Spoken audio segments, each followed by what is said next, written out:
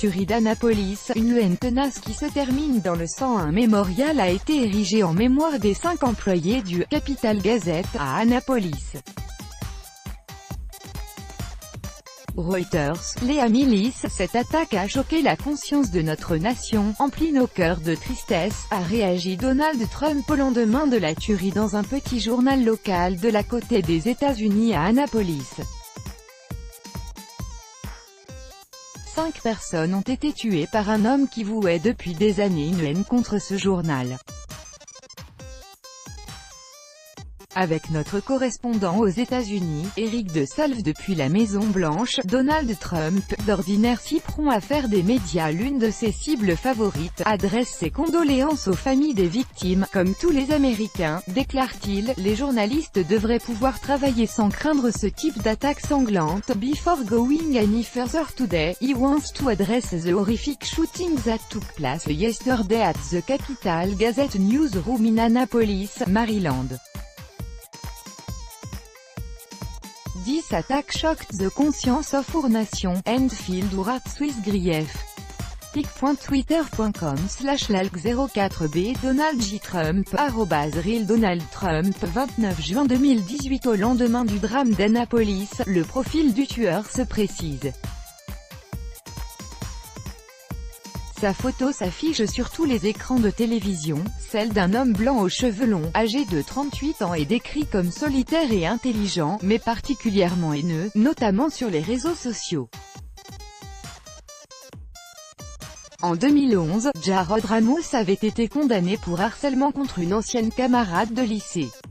Sa haine contre le journal débute lorsque le Capital Gazette se fait l'écho de cette condamnation à 90 jours de prison avec sursis. L'année suivante, il attaque le journal en diffamation mais sans succès. Depuis, il menaçait ouvertement et régulièrement les journalistes de ce quotidien local de la côte est. Sa photo avait même été diffusée aux employés du Capital Gazette qui craignaient un passage à l'acte violent. En mai 2013, à la suite de ces menaces, un policier s'était rendu à son domicile, mais par crainte d'attiser une situation déjà enflammée, les responsables du journal avaient alors préféré ne pas engager de poursuite. Une attaque organisée, ce jeudi, en début d'après-midi, Jarod Ramos a fait irruption dans la rédaction armé d'un fusil à pompe acheté légalement et a ouvert le feu tuant 4 journalistes et une employée. Il s'est ensuite laissé arrêter sans résistance.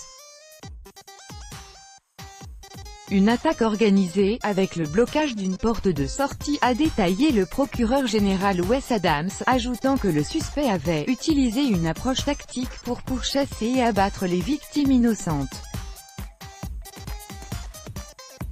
Toute une ville secouée au lendemain de l'attaque, l'effroi et la tristesse marquaient les visages à Annapolis, une petite ville d'à peine 40 000 habitants, capitale du Maryland, où un mémorial a été improvisé.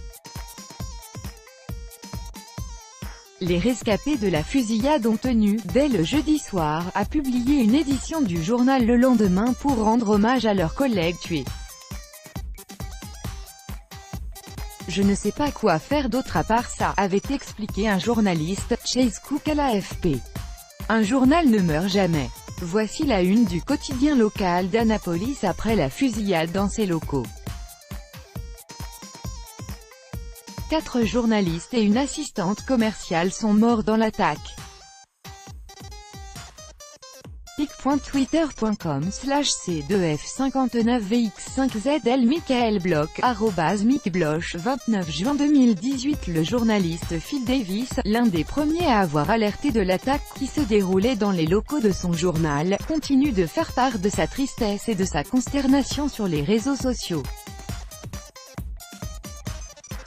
There is nothing more terrifying than hearing multiple people get shot while you're under your desk and then hear the gunman reload. Phil Davis, @Phil Davis. CG, 28 juin 2018. Le Capital, qui fait partie du groupe Capital Gazette, est un petit journal fondé en 1727. Il employait 6 reporters, 2 photographes et 5 secrétaires de rédaction.